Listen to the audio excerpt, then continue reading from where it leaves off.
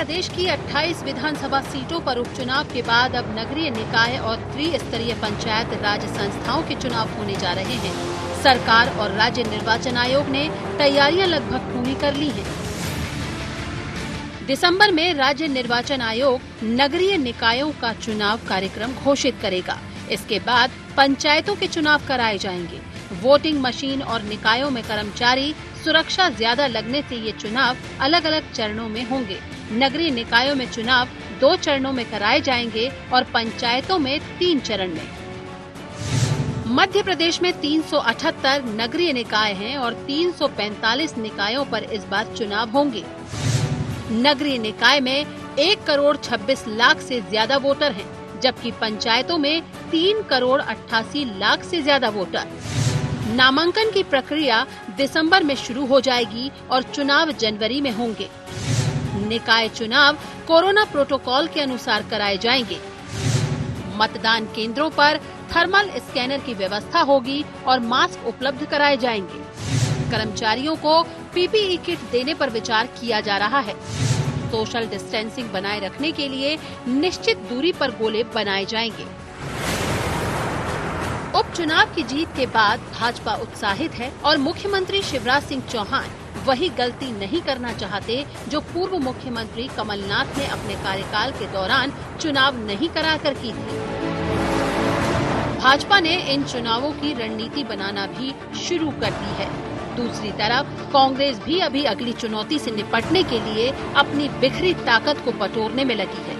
जब प्रदेश में कमलनाथ की सरकार थी, तब उन्होंने सरकारी अधिकारियों को स्थानीय निकायों का प्रशासक नियुक्त किया था। इससे कमलनाथ के खिलाफ पार्टी में नाराजगी देखने को मिली थी। वहीं उपचुनाव में कांग्रेस को मिली करारी हार से भी उसका मनोबल काफी नीचे है। ऐसे में कांग्रेस अपने आप को किस तरह से इस चुनाव के लिए तैयार करती है और चुनाव में उसका परफॉर्मेंस कैसा रहता है, यह देखना दिलचस्प होगा।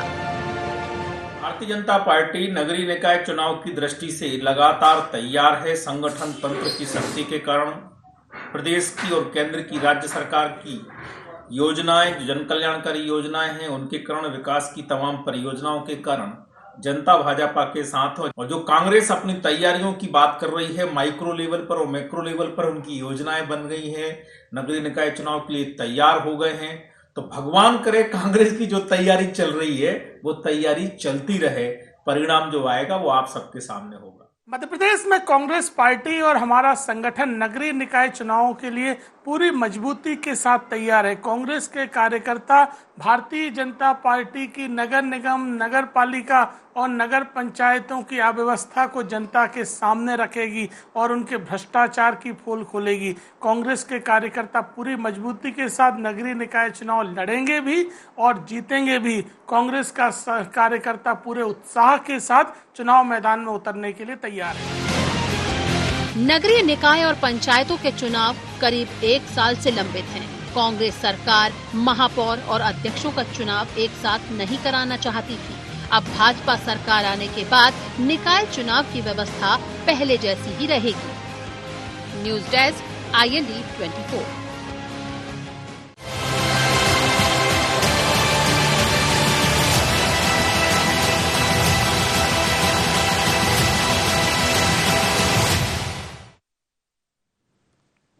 नमस्कार, शार्प एट 7 में आप सबका स्वागत है। मैं हूं आपके साथ मुक्ता पाठक। उपचुनाव में मिली जीत से उत्साहित भाजपा अब अपनी रणनीति, अपनी तैयारी शुरू कर दी है नगरीय निकाय चुनाव के लिए और उसके बाद पंचायत चुनाव भी होने हैं। कल ही हमने देखा भोपाल में 2 दिन का ट्रेनिंग कैंप ऑर्गेनाइज किया गया था। उसमें जो कांग्रेस से आए हैं विधायक, उनको भी ट्रेन किया जा रहा है और साथ में कार्यकर्ताओं का मनोबल जो पहले से ही ऊंचा है उसको और जो है ऊंचा करके तैयारी की जा रही है। जो नगरीय निकाय चुनाव होने हैं उसके लिए किस तरह की तैयारी रहेगी, क्या रणनीति है। अभी अगर हमने देखा तो कांग्रेस की जब सरकार थी 15 महीने की सरकार, तो उसने इन चुनावों को टाला, जो कि एक बहुत बड़ी भूल साबित हुई थी कांग्रेस के लिए और भाजपा जाहिर तौर पे उस भूल को दोहराना नहीं चाहती है। तो चलिए इसी विषय पे हम चर्चा करेंगे। हमारे साथ स्टूडियो में मौजूद हैं हमारे मैनेजिंग एडिटर मनोज सैनी जी, मेरे साथ फोन लाइन पे हैं आलोक शर्मा जी और विभा पटेल जी। आप सबका शार्प एट 7 में बहुत बहुत स्वागत है। सबसे पहले तो आलोक शर्मा जी आपके पास आऊंगी। कैसे देख रहे हैं आप? बीजेपी इस वक्त एकदम जो है उत्साहित है, जिस तरह से उपचुनाव में परफॉर्मेंस रहा है, जिस तरह से कार्यकर्ताओं का मनोबल है, जिस तरह से जनता ने आप लोगों का साथ दिया है। आने वाले अब 1 महीने, जनवरी में अगर हम बात करें, दिसंबर में जो है घोषणा हो जाएगी और उसके बाद जो है जनवरी में ये नगरीय निकाय चुनाव होंगे। कैसे देख रहे हैं आप? देखिए, इस समय मध्य प्रदेश का जो माहौल है, मध्य प्रदेश की जनता जनार्दन भारतीय जनता पार्टी के साथ में है और कहीं ना कहीं उनकी रीति नीति सिद्धांत और कार्यक्रमों को पसंद कर रही है। और मध्य प्रदेश में जिस प्रकार से उपचुनाव के जो परिणाम आए हैं, कहीं ना कहीं वो भारतीय जनता पार्टी के पक्ष में आए हैं। कहीं ना कहीं मध्य प्रदेश की जनता को ये मालूम है कि पिछले 1.5 वर्ष के अंदर मध्य प्रदेश में कमलनाथ जी की जो दुर्घटनावश सरकार बन गई थी, किस प्रकार से भ्रष्टाचार हुआ, किस प्रकार से वल्लभ भवन को दलाली का अड्डा बना लिया और किस प्रकार से एक खरीद फरोख्त और किस प्रकार से इन लोगों ने भ्रष्टाचार का खुला तांडव किया है। और मैं समझता हूँ और इसको लेके इस उपचुनाव में जनता भारतीय जनता पार्टी के पक्ष में गई है। और Bharatiya Janata party cadre based party है, कार्यकर्ता आधारित संगठन है। भारतीय जनता पार्टी ने अपने कार्यकर्ताओं को प्रशिक्षण देने के लिए कार्यशाला आने वाले दिनों में हम लोग करने वाले हैं, उनका वर्ग लगाने वाले हैं, उनको प्रशिक्षण देने वाले हैं कि भारतीय जनता पार्टी में कार्यकर्ता काम करता है तो उसका आचरण, उसका व्यवहार, उसकी कार्य प्रणाली, कार्य पद्धति कैसी होना चाहिए। इन सब चीजों की तैयारियों को लेकर भारतीय जनता पार्टी पूरे मध्य प्रदेश में पूरे मनोयोग के साथ नगर निगम की चुनाव की तैयारी के अंदर जुट चुकी है। और हर स्तर के ऊपर मध्य प्रदेश में पिछली 16 की 16 नगर निगमों पे भारतीय जनता पार्टी की परिषद थी, भारतीय जनता पार्टी के महापौर थे। जो विकास के काम हमने किए वो विकास के कामों को लेकर जनता के बीच में जाएंगे और हर हालत में मध्य प्रदेश की 16 की 16 नगर निगमों के ऊपर कमल का फूल खिलेगा। भारतीय जनता पार्टी की परिषद बनेगी और भारतीय जनता पार्टी के महापौर विजय श्रीखा वरण करेंगे। जी, विभा पटेल जी, आपके पास आऊंगी। जिस तरह से अभी आलोक शर्मा जी ने कहा, कांग्रेस की एक्सीडेंटल सरकार बन गई थी, 15 महीने की एक्सीडेंटल सरकार। आपको लगता है एक चूक हो गई कमलनाथ जी से, जिस तरह से उन्होंने ये जो चुनाव थे उसको वो टालते गए? लगता है विभा जी से संपर्क हो नहीं पा रहा है। चलिए, मनोज सैनी जी हमारे साथ मौजूद है स्टूडियो में। मनोज जी, आप कैसे देख रहे हैं पूरा ये, जिस तरह से बीजेपी एकदम जो है उत्साहित है इस वक्त? देखिए, जैसा आलोक शर्मा जी कह रहे थे, 16 नगर निगम है और जब पिछली दफा चुनाव हुए तो सभी पर भारतीय जनता पार्टी ने अपना कब्जा किया और 98 नगर पालिकाएं थी, वहां भी भारतीय जनता पार्टी का परफॉर्मेंस काफी बेहतर रहा। लेकिन इस बीच में भारतीय जनता पार्टी की सरकार ना रहकर मध्य प्रदेश में सरकार बदली और सरकार बदलने के साथ ही डिसॉल्व हो गए तमाम तरह की नगर पालिकाएं और नगर परिषद। लेकिन अब सवाल यही है कि 2018 के बाद जब सरकार अब फिर भारतीय जनता पार्टी की है तो होगा क्या?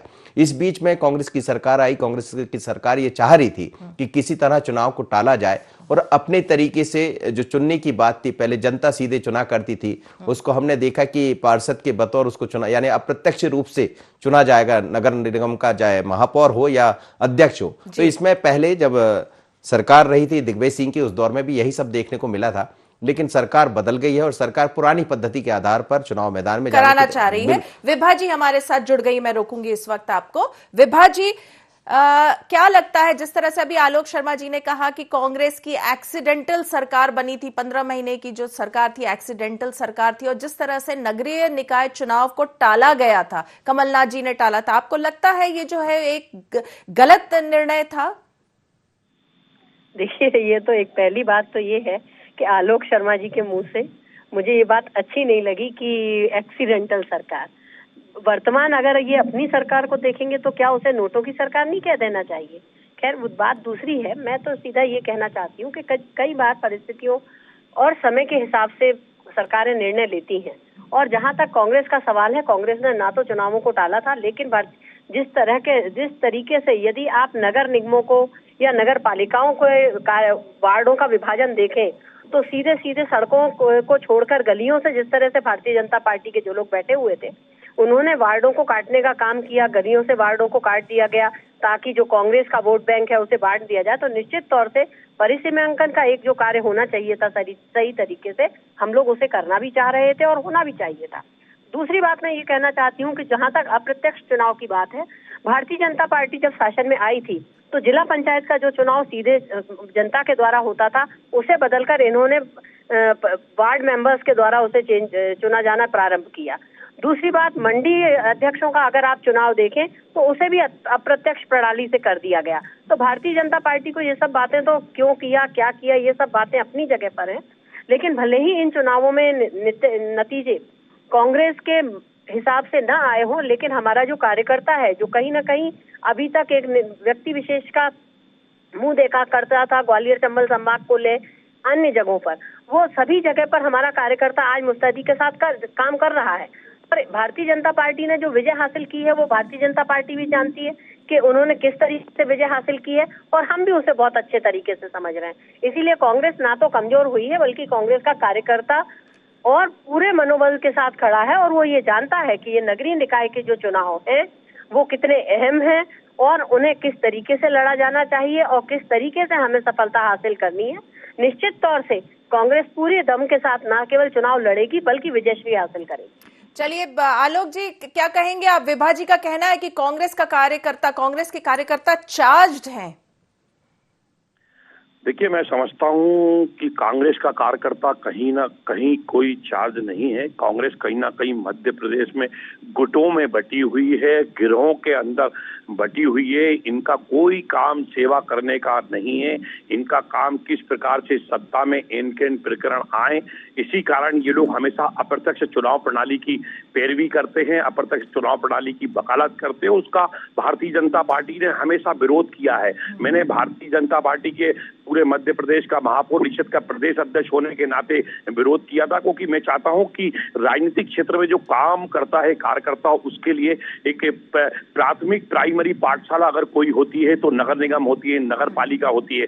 वे प्रशासनिक कामकाज कैसा होता है वो सीखता है और उसी से वह आगे बढ़ता है। अगर अच्छा परफॉर्मेंस रहता है तो कल उसको प्राइमरी से मिडिल में जाने के चांसेस रहते हैं, वह विधायक बन सकता है। कल उसको हायर सेकेंडरी में आगे जाने के चांसेस रहते हैं। ये नगर निगम के माध्यम से होता है। और मैं समझता हूं कि इस समय कांग्रेस गुटों और गिरोह में बढ़ी है। कांग्रेस को आत्मचिंतन करना चाहिए, आत्म अवलोकन करना चाहिए, नई पीढ़ी को अवसर देना चाहिए। जब भी चुनाव के टिकट बढ़ते हैं तो इनके यहाँ भगदड़ मच जाती है, फ्री फॉर ऑल कर दिया जाता है। कोई सिंबल के ऊपर चुनाव कहीं ना कहीं नहीं होते, एक एक गुटों और गुटों के अंदर लाते हैं। मुझे लगता है कि राजनीतिक पार्टी में भारतीय जनता पार्टी एकमात्र मध्य प्रदेश में, देश में आज दुनिया की सबसे बड़ी पार्टी बन गई है। यहाँ कार्यकर्ताओं के कामकाज का आकलन होता है। भारतीय जनता पार्टी की कुछ अदृश्य आंखें होती हैं, वो एक एक कार्यकर्ता के ऊपर निगाह रखती है, उनको प्रमोट करते हैं, उनको मौका देते हैं। और हमको यही बताया जाता है कि हम लोगों को जो काम करना है वो विचार के लिए काम करना है, व्यक्ति के लिए काम नहीं करना है। मुझे लगता है कि आज कांग्रेस को आत्म अवलोकन करना चाहिए और दिग्विजय सिंह और प्रदेश की जो पूर्व मुख्यमंत्री रहे कमलनाथ जी को राजनीति से संन्यास लेकर वानप्रस्थ की ओर जाना चाहिए। नई पीढ़ी का आगाज हो गया है। 2003 में देखिए कांग्रेस साफ, एक पीढ़ी गई। 2008 में कांग्रेस साफ, दूसरी पीढ़ी आ गई। 2013 में चुनाव हुए, कांग्रेस साफ, तीसरी पीढ़ी आ गई है। 2018 में एक्सीडेंटल आ गए, पर वो पीढ़ी, चार चार पीढ़ियां साफ हो गई। साफ कांग्रेस के लोग तो केवल गुटों में और गिरोह में बैठे हुए, किसी को आने नहीं देते। और मैं बताना चाहता हूं पूरे विश्वास के साथ कि इस मध्य प्रदेश में जो नगर निगम और नगर पालिका के चुनाव में होंगे, हर जगह पूरे मध्य प्रदेश में कमल का फूल खिलेगा। और प्रदेश के जो कांग्रेस के बुजुर्ग नेता हो गए हैं, उनको सीधी जिम्मेदारी लेना चाहिए। आखिर अब किस दिन की बात कर रही है हमारी बहन विभा दीदी, सत्य को सत्य बोलो, दिन को दिन बोलो, रात को रात बोलो, कहीं कुछ नहीं है पूरी प्रदेश की। चलिए आलोक शर्मा जी, वक्त हो चला है। अभी एक छोटे से ब्रेक का शार्प एट 7 में विभा पटेल जी आप और आलोक शर्मा जी आप दोनों बने रहिएगा फोन लाइन पे। हम जल्द ही लौटेंगे और विभा जी आपसे हम इस पे रिएक्शन लेंगे जो अभी आलोक शर्मा जी ने कहा है।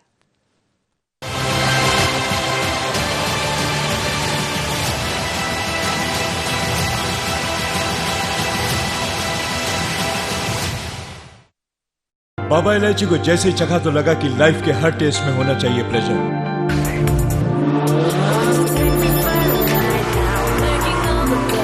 बाबा इलायची, व्हाट्स योर प्लेजर?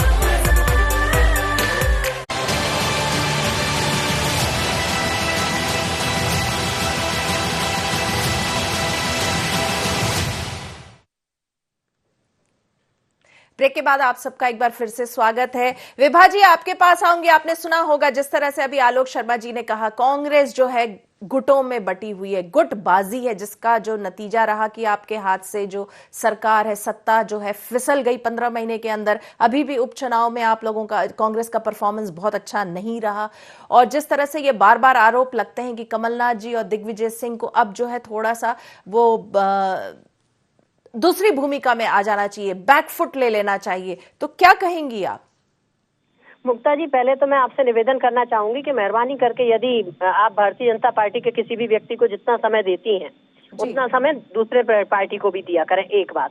दूसरी बात मैं ये कहना चाहती हूँ कि आलोक शर्मा जी जिस तरह से लंबा चौड़ा भाषण कर रहे थे, मैं तो उनसे सिर्फ एक छोटा सा प्रश्न पूछना चाहती हूँ कि आज सिंधिया समर्थकों ने जो अपने होर्डिंग लगाए हैं उनमें शिवराज सिंह जी का फोटो तक नहीं लगाया गया है, तो क्या वो गुट आज भारतीय जनता पार्टी में पहुंच गए हैं? देखिए मुक्ता जी, दरअसल आलोक शर्मा जी को अपनी बात कहने का और बार बार उसे दोहराने का, और भारतीय जनता पार्टी के हर प्रवक्ता को इस बात की आदत होती है कि उसी बात को वो लोग बार बार दोहराएं।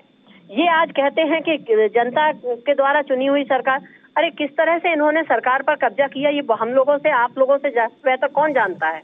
और आज ये बात कर रहे हैं कि किस तरह से गुटों में, आज तो गुट भारतीय जनता पार्टी में बन चुके हैं। एक तरफ बीडी शर्मा जी के लोग हैं, कल आज सिंधिया जी के लोग होर्डिंग बनाते हैं तो शिवराज सिंह का फोटो नहीं लगाते।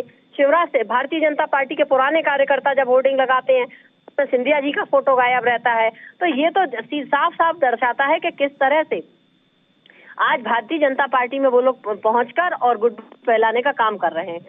दूसरी बात मैं ये कहना चाहती हूँ कि आज ये बात कर रहे हैं कि जनता के बीच सेवा भाव की बात, जनता की पूरी तरह से अप्रत्यक्ष प्रणाली की इन्होंने बात की, तो मैंने तो पहले ही इनको उदाहरण दिया कि मंडी चुनाव और जिला पंचायत के चुनाव अप्रत्यक्ष प्रणाली से किसने चुनाव कराना प्रारंभ किया? निश्चित तौर से भारतीय जनता पार्टी ने अप्रत्यक्ष प्रणाली से चुनाव कराने का प्रारंभ किया था, और कहीं ना कहीं वो ये दर्शाता है कि वो किस तरह से काबिज होने के लिए कोई भी रास्ता अख्तियार कर सकते हैं। जब उनके मनमाफिक काम नहीं होते तब वो उसमें मनमाफिक काम कराने के लिए वही चीज उनके लिए सही हो जाती है जो विपक्ष में रहते हुए जिस चीज का वो विरोध करते हैं। तो भारतीय जनता पार्टी को तो ये सब कहना ही नहीं चाहिए। दूसरी बात मैं ये कहना चाहती हूँ, आज ये योजनाओं की बात कर रहे हैं, दरअसल आज इनके पास कोई योजना है ही नहीं। आज ये इन्होंने जो कन्यादान की योजना शुरू की थी, आप देखिए कि भारतीय जनता पार्टी के कार्यकर्ताओं के बीच में किस तरह से सिर्फ फुटबॉल प्रारंभ हो गई थी, किस तरह से उसमें भ्रष्टाचार का मैं उदाहरण दे रही हूँ। ये तो ये जो भ्रष्टाचार की बात इन्होंने की कि भ्रष्टाचार चालू, आज भ्रष्टाचार किसने किया? इन्होंने कहा खरीद फरोख्त की बात की, खरीद फरोख्त विधायकों की किसने की? आलोक शर्मा जी को इस बात का चिंतन करना चाहिए और कोई भी बात कहने से पहले सोच लेना चाहिए कि जनता सब सुन रही है, जनता देख भी रही है कि खरीद फरोख्त की बात आपने की और खरीद फरोख्त आपने ही की थी। आपके पास इस बात का कोई जवाब नहीं है कि आखिर बिना जनता की अनुमति के जनता ने जिन विधायकों को चुना था उन्हें आपने खरीद के किस तरह से भारतीय जनता पार्टी में शामिल कर लिया। दरअसल ये लोग सत्ता के बिना तड़पने लगते हैं और इन्हें ये इस बात का पूरा एहसास है कि ये लोग ईमानदारी से कभी भी चुनाव नहीं जीत सकते। तो मेरा तो ये मानना है कि ईमानदारी से इन्हें चुनाव लड़ने का प्रयास करना चाहिए। कौन वानप्रस्थ जाए कौन नहीं जाए उसका इन्हें स्वयं को विचार करना चाहिए। और आलोक शर्मा जी को तो ये ध्यान देना चाहिए कि जो नींव के पत्थर भारतीय जनता पार्टी के थे आज इन्होंने वानप्रस्थ में पहुंचा दिया है, उनकी ये कदर नहीं करते हैं। मेरा तो हर जगह पर आप देखिए, जो व्यक्ति इनके फायदे का नहीं रहता ये लोग भारतीय जनता पार्टी के नेता उसे वानप्रस्थ देने में देर नहीं करते हैं। चलिए विभा जी, आपको मैंने पूरा मौका दिया, अब आप नहीं बोल सकती कि मैंने आपको नहीं दिया बोलने का मौका। मनोज जी, आपके पास आऊंगी। आपने दोनों नेताओं को सुना, आरोप प्रत्यारोप सुना, आलोक जी को भी सुना, विभा जी को भी सुना, क्या कहेंगे आप? देखिए फर्क है मुक्ता जी, दरअसल जिस तरह की चीजें अब दिखाई दे रही, उपचुनाव हुए, उपचुनाव कैसे हुए क्या हुआ ये अलग मुद्दा है, क्योंकि अब उपचुनाव हो गए हैं, जिनको जीत कर आना था वो जीत कर आ गए, सरकार मध्य प्रदेश में भारतीय जनता पार्टी की बन गई। अब तैयारी है कि आगे आप क्या लेकर जाएंगे, क्योंकि भारतीय जनता पार्टी के पास तो यह है कि वो जीती है और एक तरह से उत्साहित है, पर वो कार्यकर्ता जिन्होंने भारतीय जनता पार्टी को हटाकर कांग्रेस की सरकार खड़ी की थी, वो कार्यकर्ता जो चाहता था कि 5 साल तक हमारी सरकार चलेगी, लेकिन वो नहीं चल पाई किसी कारणवश। अब वही चुनौती कांग्रेस के सामने है, जिसका जिक्र ये कोई मंच नहीं है कि चुनाव का समय नहीं है कि हम एक दूसरे पर लेकर बात करें। हम बात कर रहे हैं कि नगरीय निकाय के चुनाव कितने चुनौतीपूर्ण होंगे आगे चलकर, चाहे वो कांग्रेस के लिए हो या भारतीय जनता पार्टी के लिए। लेकिन हमें लगता है कि कांग्रेस को ये जरूर समझने की जरूरत पड़ेगी, क्योंकि भारतीय जनता पार्टी नगरीय निकाय की तरफ बढ़ चली है, उसकी तैयारियां शुरू हो गई है, कार्यशाला से कायाकल्प दिखाई दे रहा है। हमने जैसा कहा कि 98 नगर पालिका और 16 नगर निगम पिछली दफा भारतीय जनता पार्टी ने जीते थे, लेकिन नगर पालिका में से कुछ कांग्रेस के पास भी गई थी। अब वही चुनौती फिर दिखाई देगी कांग्रेस के सामने, दोहरी चुनौतियां। एक तो वो कि अपने कार्यकर्ताओं को संभाल कर रखना, क्योंकि अभी उपचुनाव में कहीं ना कहीं हतोत्साहित तो हुआ होगा कार्यकर्ता, क्योंकि वो बड़े उत्साह के साथ अपनी पार्टी को लेकर आया था। अब वो बड़े नेताओं के कारण क्या हुआ उस पर जिक्र करना बेकार है, पर कुल मिलाकर अब दोनों पार्टियों को नगरीय निकाय की तरफ बढ़ना है, त्रिस्तरीय पंचायत चुनाव की तरफ बढ़ना। भारतीय जनता पार्टी ने तो अपना काम भी शुरू कर दिया, लेकिन कांग्रेस कब करेगी ये शायद एक बड़ी चुनौती है और इसको समझना पड़ेगा। जी बिल्कुल बिल्कुल। आलोक शर्मा जी, आपके पास आऊंगी। कार्यकर्ता, बीजेपी के कार्यकर्ता जो है उत्साहित हैं, बीजेपी जो है एकदम वो जो अगर हम कहें एक्शन मोड में आ गई, कल से दिख रही है, और जाहिर तौर पे ये तैयारियां जो है नगरीय निकाय के लिए ही हो रही। आप कह रहे हैं कि कमल का फूल खिलेगा, फिर से खिलेगा। क्या मुद्दे लेकर आप लोग जाएंगे इस बार? देखिए, हमारा तो सीधा सीधा विकास का मुद्दा रहता है। नगर निगम के जो चुनाव होते हैं वो मूलभूत समस्याओं के निराकरण करने के लिए चुनाव होते हैं, क्योंकि जनता के बीच में जाते हैं तो जनता चाहती है कि उसकी गली की सड़क बने, उसकी स्ट्रीट लाइट लगे, उसको शुद्ध पेयजल मिले, उसकी नाली की समस्या का निराकरण हो, उसकी सीवेज की समस्याओं का निराकरण हो। इसके लिए जो समाज में हमारा, क्योंकि देखिए बड़े नेता तो चुनाव सांसद का लड़ लेते हैं, जीत जाते हैं, विधायक हैं वो विधायक बन जाते हैं, लेकिन पर ये कार्यकर्ता जो होता है उसके लिए राजनीति की मैं समझता हूँ प्रथम सीढ़ी होता है, और हम इसमें नई पीढ़ी के कार्यकर्ताओं को इस चुनाव में मौका देना चाहते हैं। नए कार्यकर्ता जो आ रहे हैं बहुत समर्पित भाव से वो काम कर रहे हैं, किस प्रकार से वो भारतीय जनता पार्टी की नीति सिद्धांत है उसको लेके वे काम कर रहे हैं, और जो आने वाले दिनों में हम वर्कशॉप लगाने वाले हैं, अभ्यास वर्ग लगाने वाले हैं, प्रशिक्षण देने वाले हैं कि किस प्रकार से आने वाले समय के अंदर भारतीय जनता पार्टी का नए लोगों को आप लोग जोड़ेंगे, नए अगर कहें तो नए कार्यकर्ताओं की उपज आप लोग तैयार करेंगे इन नगरीय निकाय चुनाव में। विभा जी, जैसा कि अभी मनोज जी ने कहा कि कहीं ना कहीं तो कांग्रेस में हताशा का माहौल है। जिस तरह से कमलनाथ जी पहले एकदम आत्मविश्वास से लवरेज थे कि जनता जो है इस उपचुनाव में कांग्रेस का साथ देगी, वैसा दिखा नहीं। आप लोग जो है 9 सीट में सिमट गए, कहीं ना कहीं मनोबल तो टूटा होगा। और जिस तरह से बीजेपी को अगर हम देखें तो उसने ऑलरेडी अपने कार्यकर्ताओं को चार्ज करना शुरू कर दिया, कांग्रेस में अभी वो नहीं दिख रहा। ऐसा नहीं है कि कांग्रेस ने अपने कार्यकर्ताओं को भारतीय जनता पार्टी ने चार्ज कर दिया है और कांग्रेस ने नहीं किया।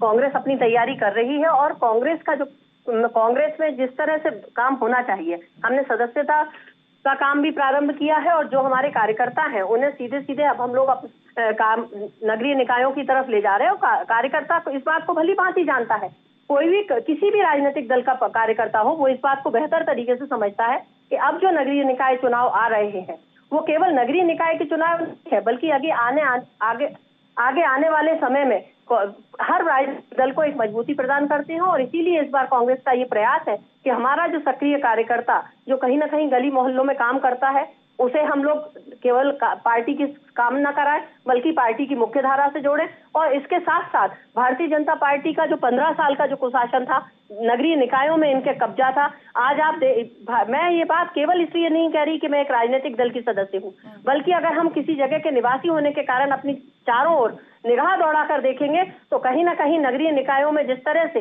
भारतीय जनता पार्टी के जनप्रतिनिधियों ने जिन कामों को नहीं किया है, जो किए जाने चाहिए थे, उसका जवाब आगे आने वाले समय में कार्यकर्ता भी देगा, कांग्रेस का कार्यकर्ता भी देगा और जनता भी देगी। और उसी तर्ज पर हम लोग चुनाव लड़ने जा रहे हैं, क्योंकि नगरीय निकाय निश्चित तौर से जनता की सुविधा के लिए होते हैं, और जनता को यदि हम लोग मूलभूत सुविधाएं उपलब्ध नहीं करा सकते तो चाहे वो कोई भी राजनीतिक दल क्यों ना हो, जनता उसे जवाब देने से नहीं चूकती है। कांग्रेस के कार्यकर्ताओं को हम इस बात के लिए पूरी तरह से तैयार कर रहे हैं कि अब जो चुनाव आ रहा है उनमें कौन से मुद्दे उठाए जाने चाहिए, किन बातों को लेकर हमें जनता के बीच में जाना है, कौन से कार्यकर्ता हमारे हैं जो सक्रिय रहे हैं लगातार 15 वर्षों तक, और उन्हें अब इन चुनावों में मौका मिलना चाहिए। मनोज जी, आपके पास आऊंगी, एक लाइन में आखिरी प्रतिक्रिया। बिल्कुल यही है प्रतिक्रिया कि चिंता हमें लगता है कि बीजेपी के बजाय कांग्रेस को ज्यादा करने की जरूरत होगी, क्योंकि जब आप हार जाते हैं तो आपके सामने चुनौतियां बहुत बढ़ जाती है। सरकार है और ये सबको पता है कि जब चुनाव होते हैं, जिसकी सरकार होती है वो किस तरह से, हालांकि ये आरोप प्रत्यारोप का दौर अलग हो सकता है, लेकिन उसका लाभ निश्चित रूप से सरकार को मिलता है। और सरकार में बैठे हुए लोगों के अलावा जो लोग चुनाव मैदान में जाएंगे, पर पीढ़ी बदलाव की जरूरत है कांग्रेस में, और यदि पीढ़ी को बदला गया तो नए युवाओं को मौका मिलेगा। और युवा यदि अपनी बात लेकर जाते हैं तो हमें लगता है कांग्रेस का रास्ता आसान होगा। अभी तो कांग्रेस के भीतर यही सबसे बड़ी मुश्किल है कि पहले हम अपने लोगों को संभालें कि नए लोगों को मौका दें। बिल्कुल। चलिए, विभा पटेल जी आपका और आलोक शर्मा जी आपका, आप दोनों का बहुत बहुत शुक्रिया। आप लोगों ने शार्प एट 7 में हिस्सा लिया। तो हम बात कर रहे थे किस तरह से जो है अब बस जो है चुनाव आयोग जो है अगले महीने दिसंबर के मध्य तक जो है घोषणा कर सकता है तारीखों का, नगरीय निकाय तारीखों का, और उसके बाद जो है जनवरी में कभी जो है ये चुनाव हो सकते हैं। और अगर हम बीजेपी और कांग्रेस दोनों की बात करें तो बीजेपी जाहिर तौर पे उत्साहित है उपचुनाव के रिजल्ट्स के बाद, और अब हम देख रहे हैं कि वो ऑलरेडी जो है इस मोड में आ गई है कि जो अब नगरीय निकाय चुनाव जो है सामने है, उस इलेक्शन मोड में आ गई है, अपनी रणनीति बनाने लग गई। और अगर हम कांग्रेस की बात करें तो कांग्रेस अभी भी शायद थोड़ा सा उसमें मनोबल की कमी है। कार्यकर्ता जो उसके जिस तरह से रिजल्ट आया उसके बाद उसमें मनोबल की कमी है, जिसको कि चार्ज करने की जरूरत है। तो शार्प एट 7 में फिलहाल इतना ही। आप बने रहिए IND 24 के साथ। नमस्कार।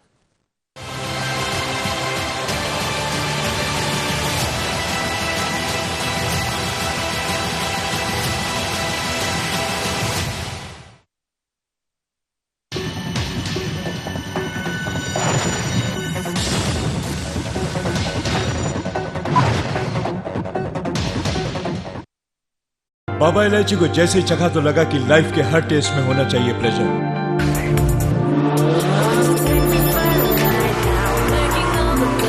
Baba Ilaichi, what's your pleasure?